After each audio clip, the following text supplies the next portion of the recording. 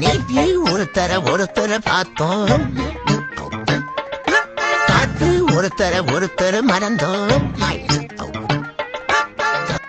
6 months later ஒருத்தர பார்க்காம இருந்திருக்கலாம்.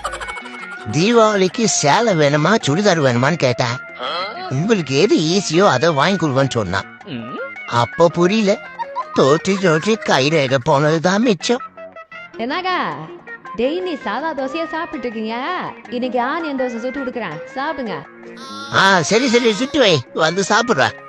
ச்சே, பொண்டாட்டினா இப்படி இருக்கணும். ஏன் பொண்டாட்டியா இருக்காளே மச்சான், நீ கூட்டு வச்சோண்டா. நாய் ஊட்டு கேக்குறான் பாரு. அவளே மாவு புளிச்சு போயிருக்கான், அதனால வெங்காயத்தை சுட்டு தரேன்னு சொல்றான்.